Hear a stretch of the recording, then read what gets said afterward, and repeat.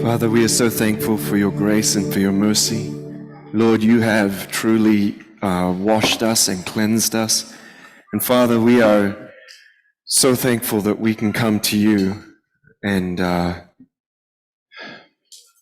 Lord, that you still meet with us. Lord, you know us, you know our inmost being. And Father, you have so much mercy and compassion for us. Lord, we are so thankful. And Lord, we just ask that as we spend time with you, that you would rub off on us. Father, that we also would be filled with grace and compassion to each other. In Yeshua's precious name, amen. You may be seated. Thank you so much, praise and worship team.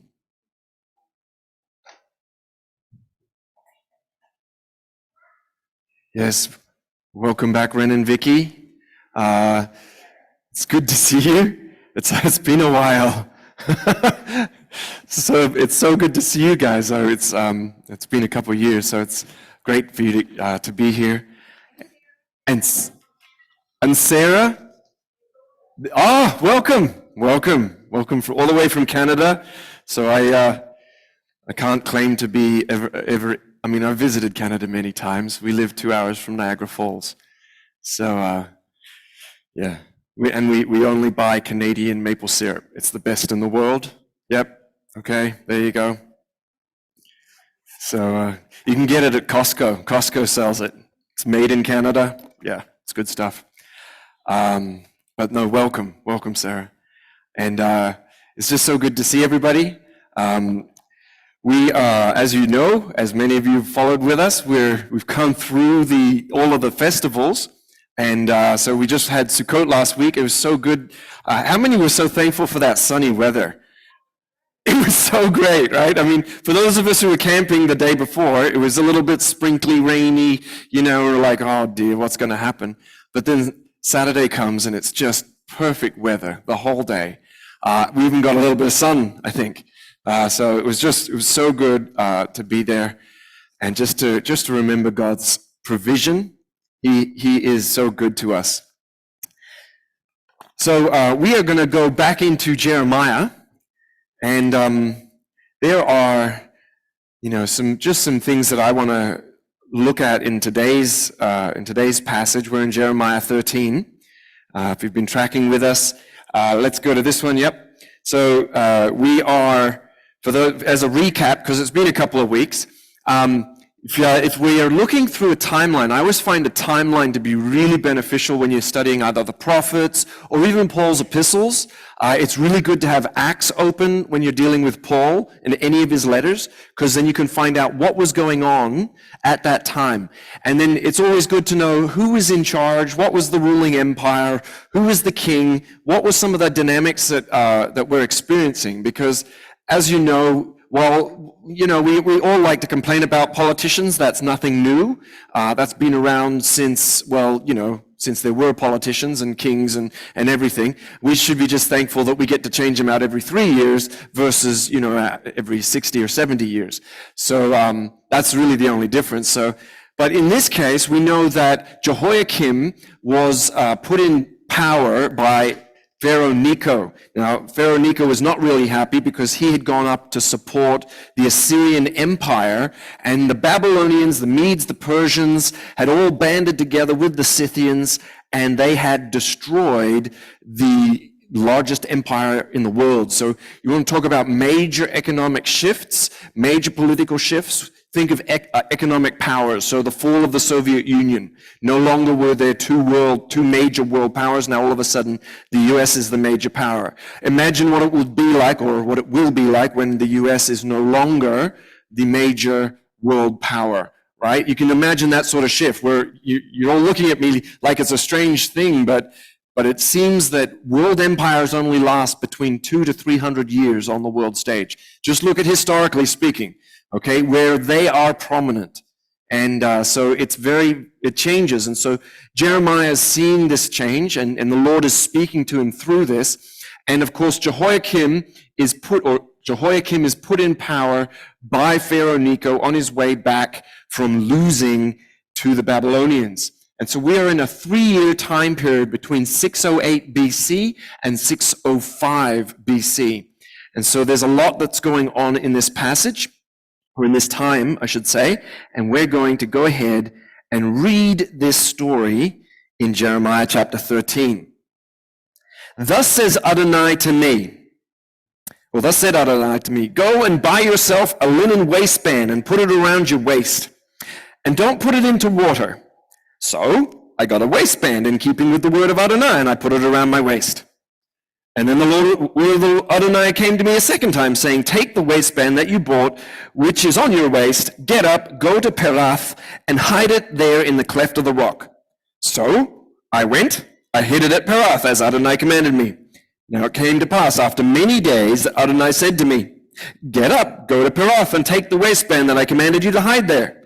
So I went to Perath, I dug it up, and I took the waistband from that place where I had hidden it. But to my surprise, the waistband was marred and worth nothing at all.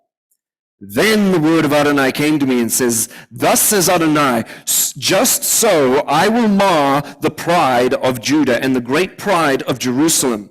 This wicked people who refuse to hear my words and who talk in the stubbornness of their own heart and go after other gods to serve them and to worship them. They will be just like this waistband, worth nothing at all. For just as the waistband clings to a man's waist, so I made the whole house of Israel and the whole house of Judah to cling to me, declares Adonai. To be to me a people, a name, a praise, and a glory, but they would not obey. Moreover, speak this word to them, and thus says Adonai, the God of Israel, every jug should be filled with wine. And when they say to you, don't we already know that every jug should be filled with wine? Then you shall say to them, thus says Adonai, I am about to fill all of the inhabitants of this land, even the kings who sit on David's throne, the Kohanim, the prophets, and all the inhabitants of Jerusalem, with drunkenness. And I will smash them together, even fathers and sons, says Adonai, and I will show no pity, nor regret, nor compassion to keep them, or to keep me from destroying them. Hear and give ear, and don't be haughty, for Adonai has spoken. Give glory to Adonai your God before it grows dark, and before your feet stumble on mountains at dusk. When you look for light, and he turns it into the shadow of death, and he turns it into deep darkness. But if you will not listen, my soul will sob in secret before such pride, and my eyes will weep bitterly and overflow with tears, for Adonai's flock will be taken captive. Say to the king and to the queen mother, sit down low, for your glorious crown has fallen from your head. The towns of the south will be shut up, and no one will open them. All of Judah is taken into exile, utterly swept into exile. Lift up your eyes and see those coming from the north. Where is the flock given to you, your beautiful, beautiful sheep? What will you say when he sets up the allies that you cultivated for yourself over your head? Will not labor pains seize you like a woman in travail? Suppose you say in your heart, why did these things happen to me? Because of your great iniquity, your skirts are uncovered, and your heels suffer violence.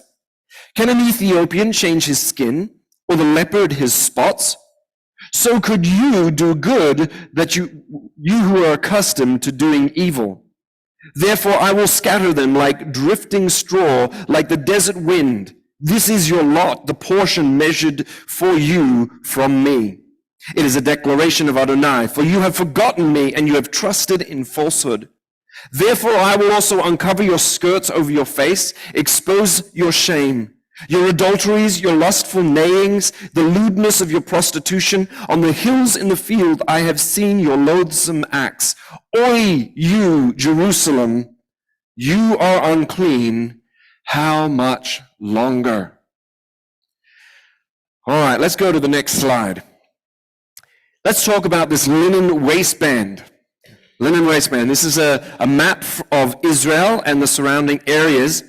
Now, the Lord directs Jeremiah to go and purchase a special fabric belt.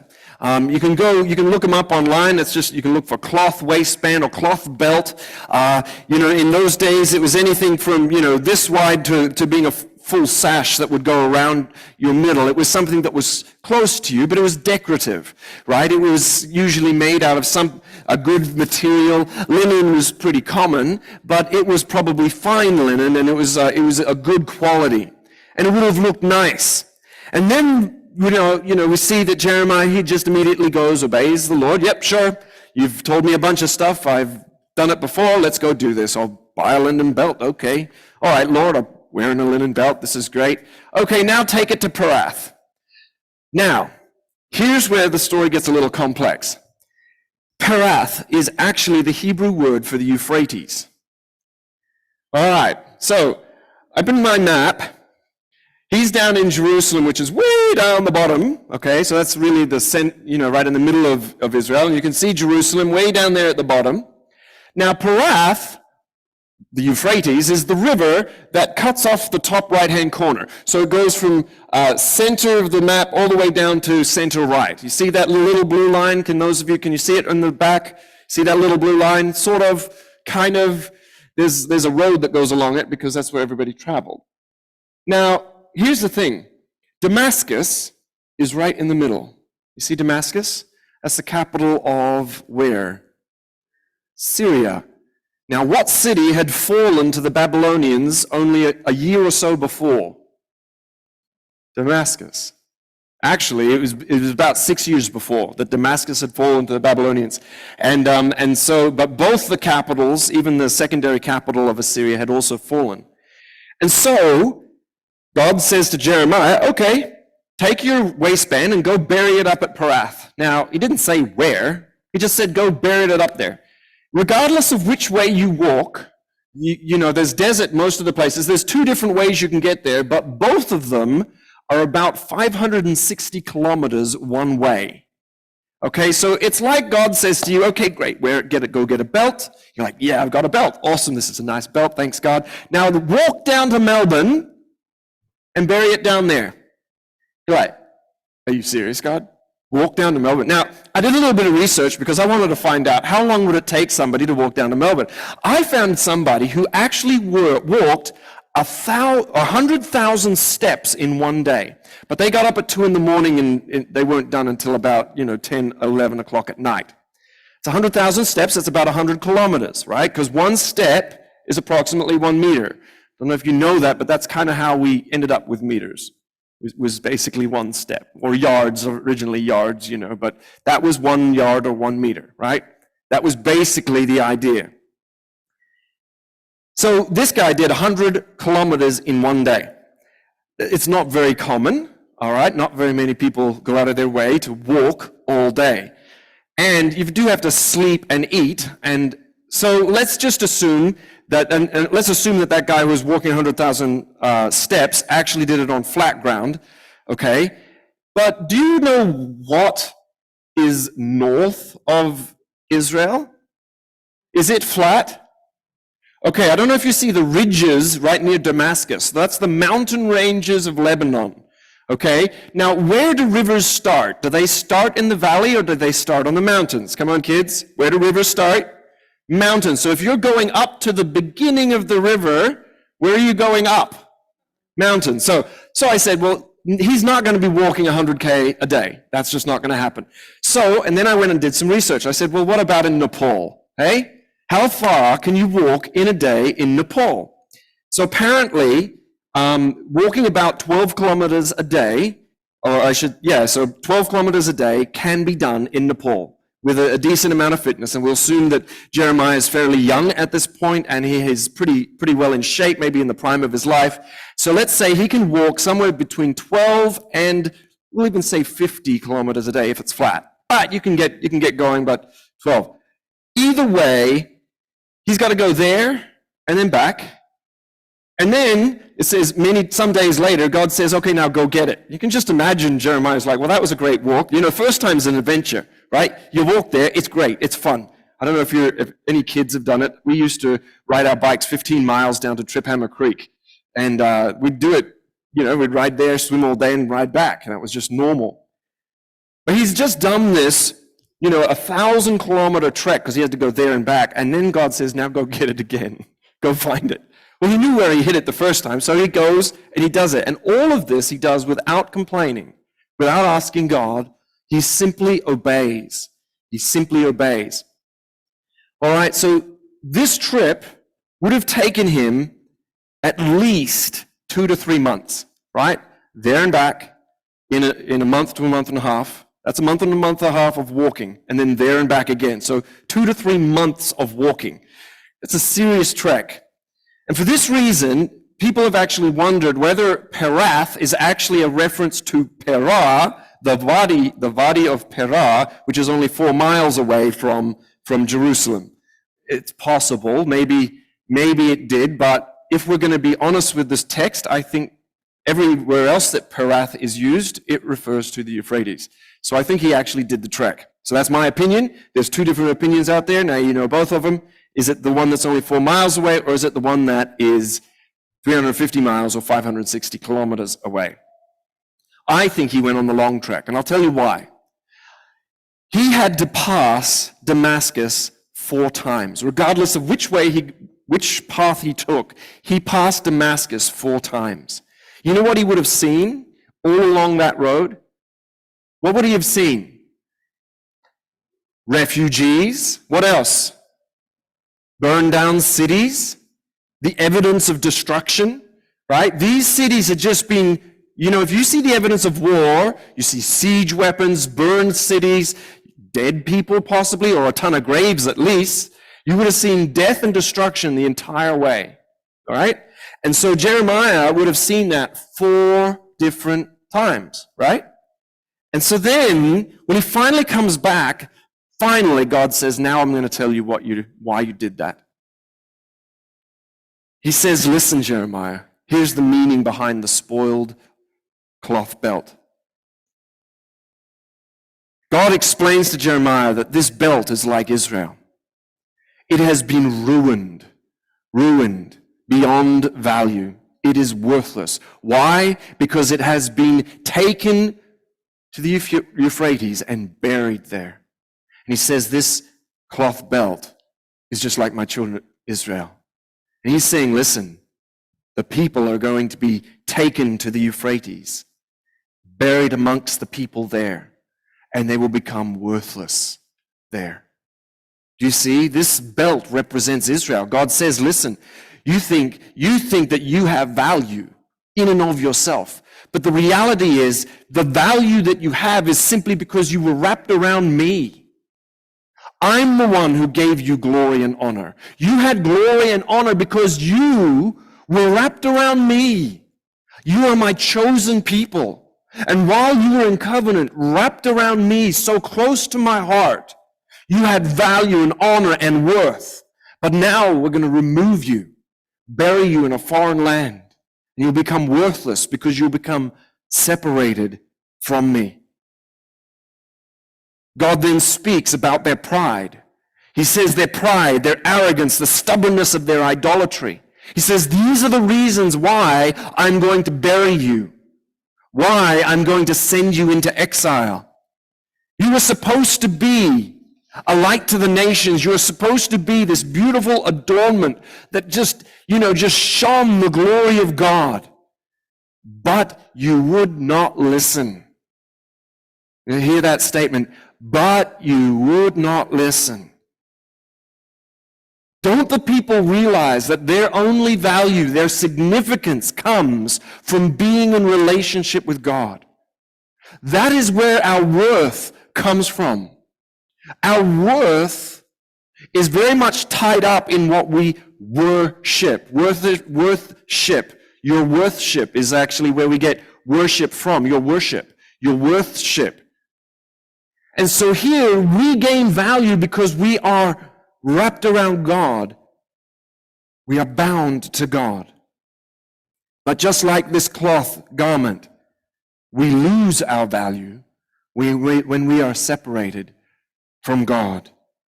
When we choose to value things that are worthless, we become like those things that we value.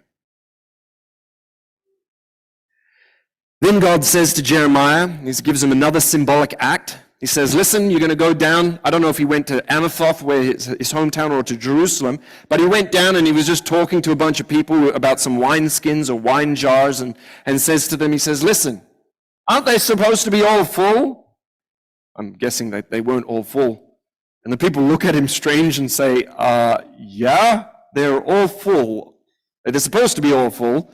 And he says, just like these wine jars are smashed together and broken, so also I will smash Israel together, and I will fill Israel with drunkenness, reeling, wailing, all of the problems of drunkenness without any of the benefits. Everybody knew that wineskins were supposed to be filled, but obviously they were not. And so the Lord was about to bring this devastation and destruction. Now, this image of devastation and destruction, of smashing walls together and peoples together, was indelibly in Jeremiah's mind. He had seen it as he walked by it over the previous 3 months. He had looked at all the devastation and destruction of Babylon. He knew what was coming. He saw what was coming. And so the second half of this chapter is actually all poetic. It's Jeremiah's heart cry. And Jeremiah cries out and says, hear and give ear, don't be haughty. Don't be proud. The Lord has spoken. Give glory to God, to Adonai, your God. And Jeremiah is warning that the Lord has promised this destruction, and Jeremiah, has now seen it with his own eyes. He says, I see the destruction that's coming to us. I know exactly what's going to happen here. Multiple times in this passage, we have seen the sin of pride being addressed. He warns them against pride. Why are you so proud? Humble yourselves. Why are you so haughty?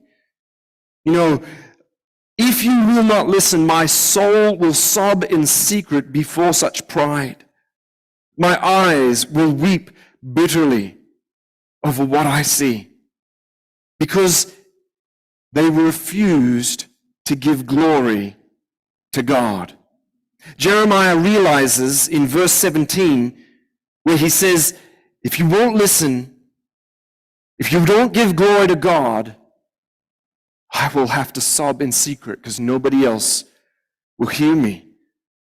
Now, I'm reminded of a statement by Thomas Aquinas, and he writes this. It was in a debate or a discussion about what the worst sins were. And this is what Thomas Aquinas writes with regards to pride. He says, in order to overcome pride, God punishes certain men by allowing them to fall into the sins of the flesh, which, though they are less grievous, are more evidently shameful. Hence, Isildur says that pride is the worst of all vices, whether because it is appropriate to those who are the highest and foremost rank, or because it originates from just and virtuous deeds, so that its guilt is less perceptible. On the other hand, carnal lust is apparent to all. It's obvious, because from the outset of its shameful nature, and yet under God's dispensation it is less grievous than pride. For he who is in the clutches of pride and feels it not, falls into the lusts of the flesh, that being thus humbled he may rise from his abasement. He continues and says this, from this indeed the gravity of pride is made manifest. For just as a wise physician, in order to cure a worse disease, allows the patient to contract one that is less dangerous, so the sin of pride is shown to be more grievous by the very fact that as a remedy, God allows men to fall into other sins because of the pride. Let's talk about that just briefly. Thomas Aquinas is pointing out that pride remains hidden. Pride is a sin that affects everybody. whether you're sinful and proud and think you're better than other people, or you just think that you're a good person. Well, I'm not as bad as those people. What is that? That's pride. Pride can be linked to good deeds. You do some good deeds and then you feel proud. Hey, look, I'm better than those people because I did this. And so it can be linked to good deeds, which can turn to pride, which is a sin, which can trip us up. And then the thing that Thomas Aquinas mentions about the doctor. How many people had chickenpox parties? Somebody caught chickenpox and you just went out, you were like, yep, we need to get all our kids to catch chickenpox. Why? Why? In fact, they still give it, these days they give it as an immunization. They'll give you chickenpox. Why? Why do they give you chickenpox as a child? Well, as an adult it's bad, but there's another one. Smallpox. If you catch chickenpox, you will not catch smallpox. If you catch smallpox, it'll kill you. So today, we actually understand this, that if, we had a chickenpox party. I remember it, it was one of those memories. We went and caught chickenpox as kids. But I've never caught smallpox because I had chickenpox. And a doctor knows that sometimes having a lesser form of the disease is better than having a worse form that'll kill you. And this is what he says about pride. That God will use the sins of the flesh to reveal to you just how proud and arrogant you are. Now, I can say this from personal experience. That's exactly what God did to me. Just like the children of Israel, I had an outward form of godliness, but I was filled with pride and arrogance. I knew the Bible, and I knew it well enough to bash everybody else in the head with it. And there's a little proverb that says, pride goes before destruction and a haughty spirit before a fall. It is better to be lowly in spirit with the afflicted than to share the spoil with the proud. And God is more than willing to expose our pride through allowing us to fall into obvious sins. Sins that are so obvious that they are obvious to ourselves, until we realize that in our pride and arrogance we have become blind. But that is part of God's love. Because the sin of pride is just as damning as the sins of the flesh. And even more dangerous because it can remain so hidden. Jeremiah then goes on. He's got a message for the king and the queen mother. This is probably Jehoiakim and Zebedah. Zebedah was his mother.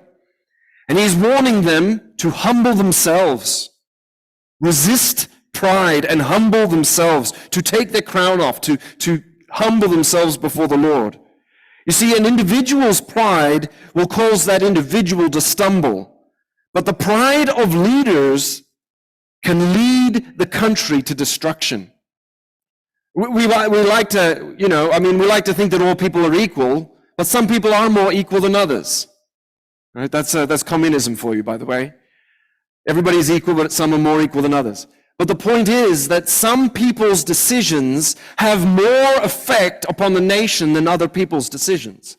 If I decide to do something wrong or steal a car or kill somebody, well, yes, that'll affect me and the person that I've killed, right? But if a political leader decides they don't like another country and they go to war, as you can see, the pride of a leader, Putin, as an example, will cause an entire nation to go to war to another nation and the death of many people. And Jeremiah's warning, and the queen, saying, humble yourselves. Humble yourself, or God is going to bring a humiliation to you. He is going to humiliate you before the people that used to serve you. He's going to put them in power over you. Humble yourselves before the Lord, because he's going to expose your adulteries and your idolatries. He's going to show it to the entire earth just how wicked you are. He's going to make the Babylonians think that they're more moral than you. And it's true. When the Babylonians finally destroyed Jerusalem, they actually felt that like they were, in a way, doing God a favor because of how grotesque the people of Jerusalem had become during the siege, eating one another. I mean, just stuff that we would say is inhumane. And God had warned them, if you don't humble yourself, I will humiliate you. Both of, two sides of the same coin. We either get to choose to humble ourselves or God will humiliate us. Either way, God is looking for a humble people. Now, concerning the end part of this chapter, Dr. Michael Brown makes a powerful statement. He says this. He says, perhaps nowhere in Jeremiah, or perhaps in the entire Bible, is the Lord's jealous indignation spelled out more clearly. God himself is the one who has pulled Zion's skirts over her face, uncovering her before the world, shaming her in the worst, most degrading way in the sight of her enemies, and thereby showing her off as an utter whore. The image of verse 27 are rapid fire and jarring, all explaining the nature of her shame, the word with which verse 26 ends. You see, the sin of Judah had become so ingrained that God says the likelihood of you changing is the same as somebody trying to change their skin color. He says an Ethiopian trying to change his skin, a black person trying to become white. He says it's the same as a leopard changing its spots. Can a leopard change its spots? Can a tiger change its stripes? He says in the same way, you can't stop sinning. It's ingrained in you. And the Lord is directly affected because the sin that affects or offends God the most is idolatry. Treating the creation as the creator. Demeaning the awesome power and the omnipotence of the creator. God is directly offended. The people have abandoned the Lord. They have not thanked the Lord. They have betrayed him, insulted him, and have turned insanely away from the living God to bow down to sticks and stones. So how do we apply this to our lives today? Let's talk a bit about symbolic actions. Sometimes God asks us to do things that don't always make sense. In fact, many times we'll see that the Lord actually progressively asks people to do small things and then kind of builds on that throughout Scripture. A good example is Abram. Abram was asked or told by God, get out of the land of your fathers. And by that point in time, it seems like God had spoken to his father. His father Haran had actually moved out of Ur of the Chaldees and gone up to Haran. But then the Lord speaks to Abram and says, Abram, okay, I want you to leave Haran and go to the place I show you. So Abram obeys. And then a couple chapters later, that's chapter 12 of Genesis, and then chapter 15 in Genesis, we see the Lord now making a promise. He says, now I'm going to make you a great nation. I'm going to give you seeds. Your descendants are going to fill the land that you're in right now like the stars in the heavens. And then a couple chapters later, after Ishmael's been born, God says, actually, it's going to be through Isaac, or it's going to be through your son of you and your wife Sarah. And that's when Sarah laughs. The word laughter is similar to the name Isaac. And so you see that God reveals his plan to Abram, but Abram obeys each time. Each time Abram obeys, and his faith is increased, his trust is increased in the Lord. Now, Adonai didn't tell Jeremiah what would happen. Right? He just told him to go buy a waistband. Okay, that's easy, God. I'll go buy a waistband. Then he says, okay, now go walk 560 kilometers there and then 560 kilometers back. Okay, Lord, well, goodness, if that's all you're asking me, Lord, I can do a walk. And then he comes back and God says, now go do it again. All this time, God didn't explain himself, but this act of Jeremiah opened Jeremiah to realize what was happening. It did several things. One, there was a prophetic demonstration that was a part of it.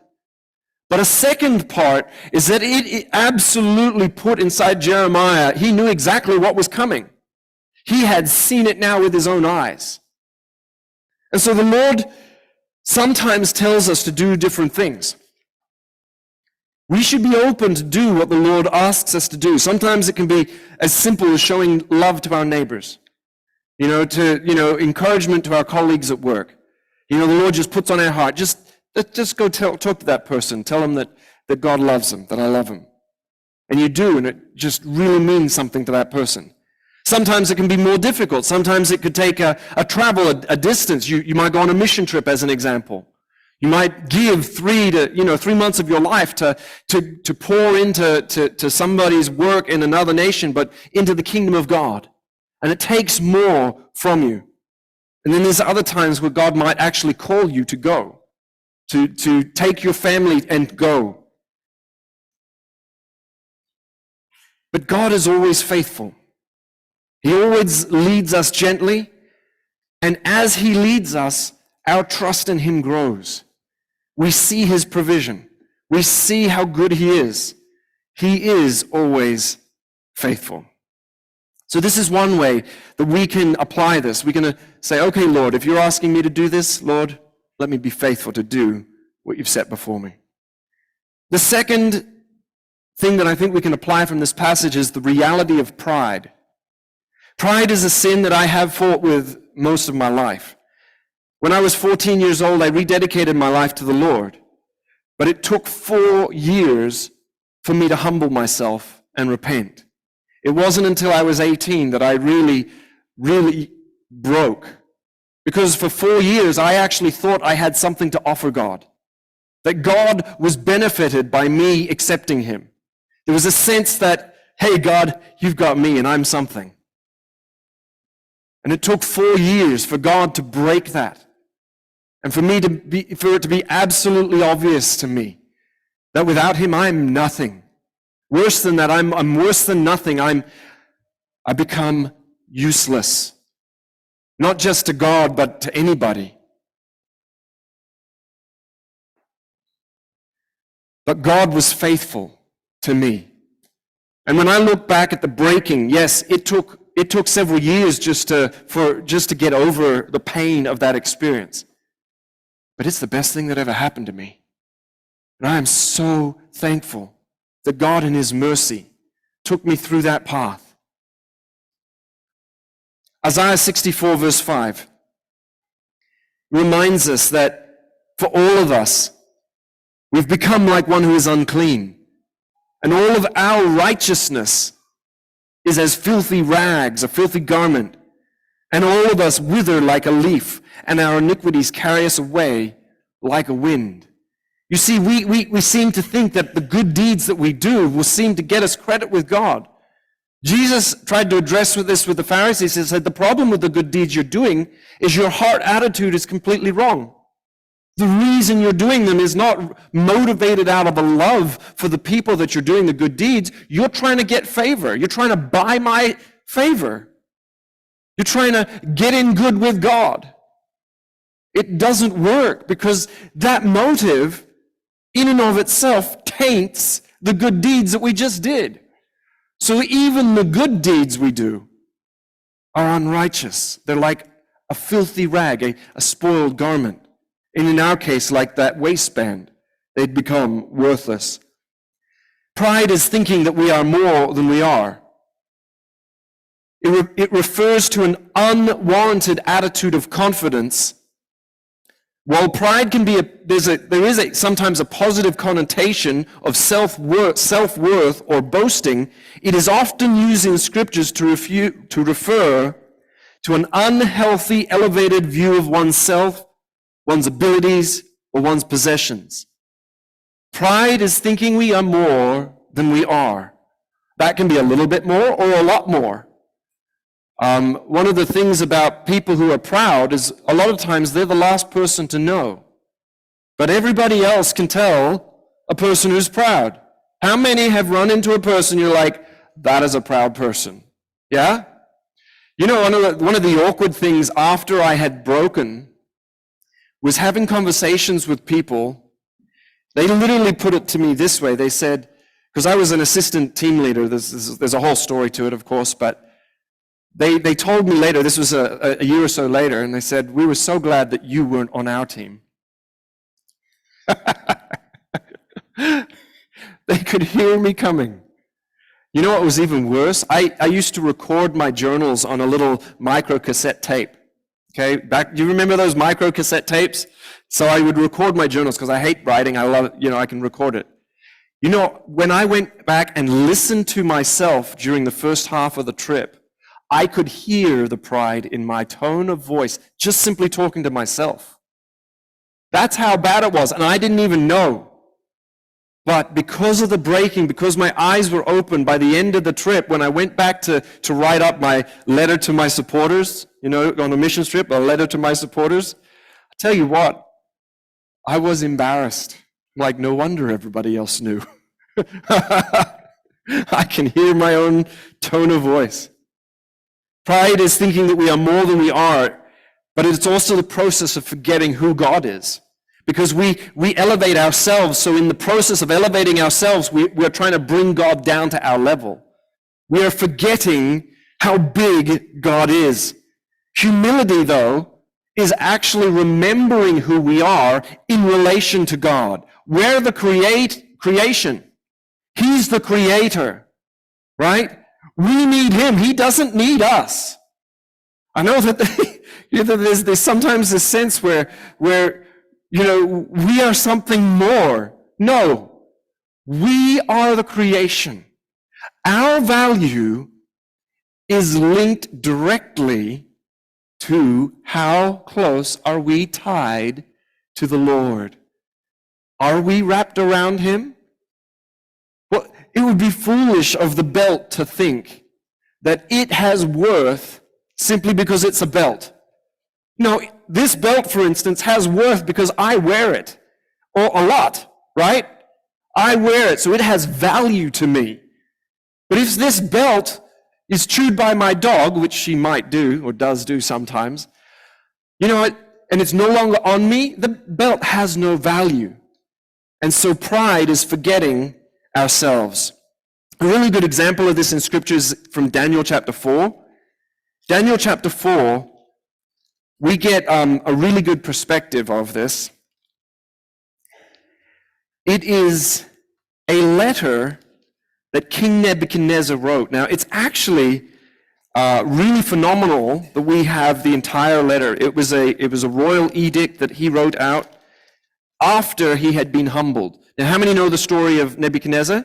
Right? He was the emperor of the world. He destroyed Jerusalem. And then Daniel, who had gone in the first wave, becomes one of the three most prominent people. He's able to tell him about God, tell him about the dreams, explain all these things that God spoke to Nebuchadnezzar. But eventually, Nebuchadnezzar was so proud of what he had built, the empire, the city, all of that sort of stuff, that he said, look at this glory that I have built, all these things that I have built. And then the voice from heaven comes and says, you're going to be humbled. And so he ate grass like an animal for 7 years. And then after 7 years, it says he looked up to the Lord and recognized who he was and who God was. And I just want to read the last part of Nebuchadnezzar's work. I'm actually looking forward to meeting Nebuchadnezzar. He's going to be in heaven, right? I'm looking forward to meeting him. So here's what he says right at the end of chapter 4. I'll start at verse 30, I think. Immediately the word about Nebuchadnezzar was fulfilled. He was driven away from men, and he ate grass like an ox. His body was drenched with the dew from heaven until his hair had grown like eagle's feathers, and his nails like bird's claws. He got dreadlocks, and his nails just grew like claws.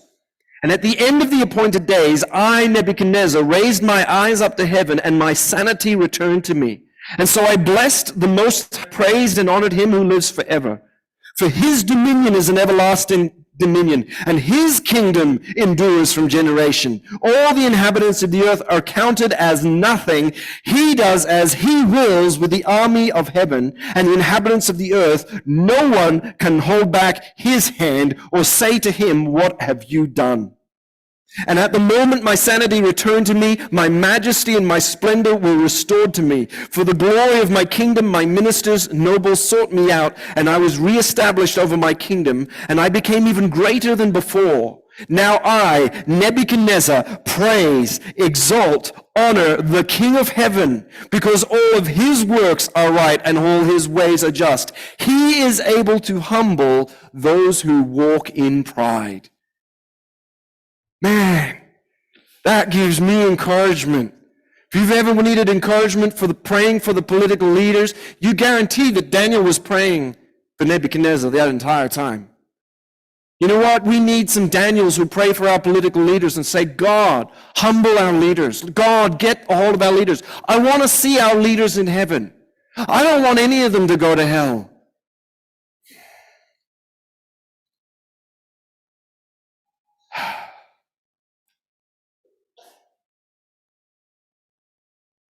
Yeshua said this with regards to pride. In Mark chapter 7, starting at verse 20. And Yeshua continued, "It is what comes out of a man that makes the man unholy. For from within, out of the heart of men come evil intentions, sexual immorality, theft, murder, adultery, greed, wickedness, deceit, lustfulness, envy, slander, pride, and foolishness. All of these evil things come from within and make a person or a man unholy." I'm just going to close. I always like to close on a positive note about the love of God. You know, God is jealous for his people in the time of Jeremiah because they're his people. Jealousy is something that God does experience because jealousy in and of itself can be good or bad. You know, if I'm jealous for the affections of my wife, that's a good thing. Do I fight for her affections? Do I continue to date her now? And the reality is betrayal is worse from those who are closest to you, right? If a colleague at work betrays you, it hurts, but you brush it off. But if they've been your colleague for 10 years and a good friend, it hurts more. If it's your spouse, I was searching the word betrayal on Amazon Prime. And how many know what the theme of betrayal is in about 80% of the movies? Adultery. Why? Because it's supposed to be the place of greatest trust. And this is the words that God is saying, is that you're an unfaithful wife to me. I love you so much and you have hurt me so much. God would not be so jealous for us if he did not love us so much. It angers and pains him to see us running away from him and running towards other things. I'm going to close with a passage from Ephesians chapter 2. Ephesians chapter 2, starting at verse 1. And just listen to this as God speaks to us through this passage. You were dead in your trespasses and sins. At that time you walked in the way of this world, in conformity to the ruler of the domain of the air, the ruler of the spirit who is now operating in the sons of disobedience. We too all lived among them in the cravings of our flesh, indulging the desires of our flesh and our mind. By nature we were children of wrath, just like the others. But God was rich in mercy because of his great love with which he loved us. Even when we were dead in our trespasses, he made us alive with Messiah. By grace you have been saved. And he has raised us up with him and seated us with him in heavenly places in Messiah Yeshua, to show in the age to come, the Olam Haba, the measureless richness of his grace in kindness towards us in Messiah Yeshua. For by grace you have been saved through faith, and that is not from yourselves, it is a gift of God. It's not based upon deeds, so that no one can boast. For we are his workmanship, created in Messiah Yeshua for good deeds, which God prepared beforehand so that we might walk in them. Lord, we are so thankful for your love, the greatness of your love that you have showed upon us, that you have showered us with your mercy and your grace. Lord, we are so thankful for that. Lord, I pray that we would never forget how loved we are of you. You say rarely will somebody die for a righteous person, but you demonstrated your love for us like this, that while we were still sinners, you, Messiah, died for us. Father, let us walk reflecting the thankfulness to that love that you showed us, and let us love others the same way that you have loved us. Just ask for this in Yeshua's precious name. Amen. Amen. All right. We do have an AGM. We're going to start at noon. So I have about 5 minutes for a couple of questions, and we're going to take a break, and everybody can go get some tea, coffee, and then maybe, use the toilet if you need to, and then we'll be coming right back here for the AGM. So I encourage you all to stick around. We're going to try and make the AGM the fastest AGM in HYC history. That's what we're going for, okay? I'm aiming for 15 minutes, okay? I have a clock back there, so we're aiming for it. So we're gonna try and do that, but let's just, are there any questions? Like I said, we have about 5 minutes. Oh, you got the mic? Yeah. Yes, go for it. So when you're talking about pride, yes. So I've been in church, Phil's been in church all his life. I've been in church since only 2003, so I'm a newbie. Pride, so we've done Daniel so many times, Halini about Jeremiah. Pride is always skimmed over. So we always go and so materialism has always been the sin of all sins. Materialism, because everything can come from materialism of all those idols and stuff. Yeah. But pride is always skimmed over. So when you're talking about the pride and then the flesh and then the sins from that of the flesh. Yeah. What's the difference? Yeah, but also it's so hard to find the sins of the flesh now because the flesh is so celebrated now in society. So like the sins of the flesh, so from homosexuality to adultery, sex before marriage. Yep. So sins of the flesh are usually sins that you do or that make your flesh feel good, right? Yeah. So it can even include gluttony, it can include, basically anything that you do, drugs, we can So you're just not talking about the sexual part, you're talking about it all. It's, sexual, it can be sexual, it can be, anything that we indulge in, we talk of indulging our flesh, right? Yeah. Pride sits behind there because even with materialism is the concept that there's nothing but matter, right?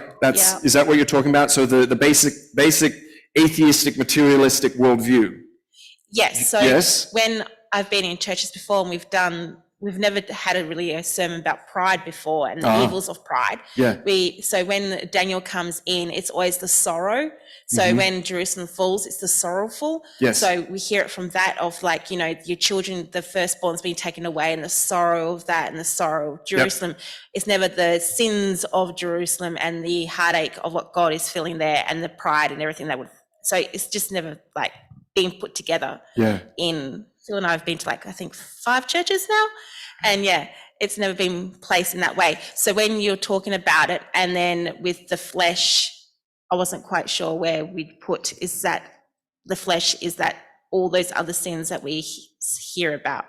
So in scripture, there's it kind of breaks in general categories. It breaks sin into 3 general areas. Okay. It says the sins of the flesh, pride of life. What's the other one? What is it? Lust of the eyes. Thank you. Lust of the eyes, the sins of the flesh, and the pride of life. So there's sins that we commit with our eyes, right? Yeah. There's sins that we commit with our body, our flesh, our body. Yeah. There's sins we commit with our body, and then there's the pride of life. Okay? So passion, position, possessions, and power. So that's full P's if you want, but it's gold, glory, and girls if you want. That was how we used to tell the youth, gold, glory, and girls. But it's things that we go after instead of going after God. And the thing about materialism is when I was reading back through Romans 1, because I was not going to go to it, but if you look at the sins that are talking, it says, although they knew that God exists, they choose not to acknowledge him, right? Because creation points to a creator. It does. I'm reading through a Stephen Meyer book, which is really good, but it's this, creation demands an explanation. It really does. And materialism, the end result of materialism is to set up man as the pinnacle of the universe. We are the ultimate of the universe. By definition, right? We are the most intelligent being on this planet. And that is a true statement, all right? But that sets man up as God. So really we've created God in our own image. So that's why materialism ends up leaning on idolatry. Idolatry is based upon pride. Okay? Again, idolatry is setting something else up in front of God, not seeing God in his rightful position, not seeing us in our rightful position. Humility is not debasing yourself, not always thinking bad of yourself. That's not humility. Self-abasement, it's not the same thing. Humility is knowing who we are. We are a created being who has value in God, right? There's two parts of that. We have value in God, okay? So humility is knowing who we are and knowing who God is. I think one of the first steps to talk about is I am not God, right? I am not God. Okay, that's actually humility because you've got to start there. In terms of pride, pride sits behind and makes us feel, the problem is that there's a good sense of self-worth, of, feeling valued yourself. But honestly, our value must come from the Lord, ultimately. We are valued because we are made in the image of God. Right? In the image of God, he made male and female. So male and female is in the image of God. Right? That's where we gain our value. So I need to go to my kids and apologize because I've been trying to get my value from my children in the last month or so, and I haven't been the nicest mother. Okay, all right. Yep. That's children. Apologies. Let you go do that. Yep. Nick, all right, one more question. I got a question. You got a question. Go for it. So, in the Babylonian rebellion. Which one? The first one when they destroy the Assyrian Empire. Yes. Do you think any Assyrians were in that rebellion against their own government? Do I think that some of the Assyrians might have joined up with the Babylonians? It's possible. That was very common during wars. You would basically pick the side you wanted to win. But Assyria had been the empire for a long, long time. And the problem, what happens with empires that have been around for a long time, is they start getting proud, right? The same thing happened to the Roman Empire. The same thing is happening. We are literally watching it happen to America. I love America. I love Americans. America is proud of being an American.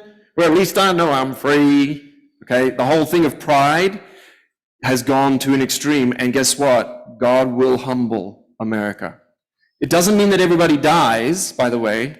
When an empire is crushed, there is still a nation of Syria, which is in the same exact location as Assyria. So it's not the entire people were wiped out, but all the military, all the army. Unless you, of course, threw down your weapons and ran, which is what you're talking about, or threw down your weapons and joined the other side. Not that they would trust you, they'd probably kill you. The Babylonians were known not to be very trusting to the people who threw down their weapons. They had a bad habit of killing them. So there was no point in surrender. Yes? Jonathan? Okay. All right. You've got 20 seconds. 20 seconds. All right, one question. Go for it. What is it? Give him the mic. Well, somebody asked the question. Since being prideful is a sin, should we not be prideful in God? Okay. This is the wrestling of the several different meanings of the word pride. Okay, so there is a...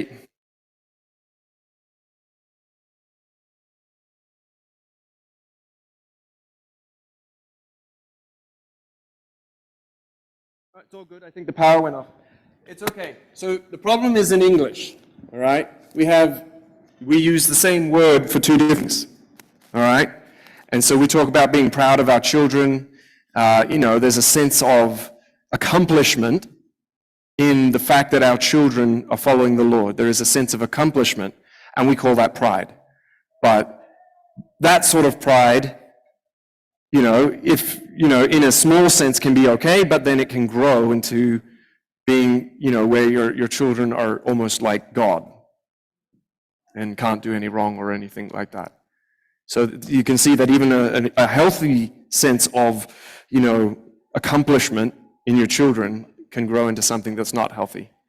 So it just becomes the difficulty, because pride, again, is that sense that you're better than you really are. And it usually comes because you forget how bad you really were or how bad you can be. I'll finish with this and then we'll close. The lesson of the Holocaust, I know this is an interesting direction to go. The lesson of the Holocaust is, how can the most advanced spiritual nation in the world fall to such depths to allow the murder of 15 million of their own citizens? That's what Germany was, and we forget, we make monsters of the Nazis. We think we dress them up and make them look like monsters. Why? Because we don't want to believe that they're actually human, and we don't want to believe that we could ever become like that. The lesson of the Holocaust is that the most advanced, scientific, religious fell to that point. All right? And so we need to be aware that we as a nation can do the same. We as individuals, given the right situation, could ignore things that we don't like, or, could just allow things to go by. I don't want to make a stink and become just as bad. All right. Thank you for the lights going off. That's time.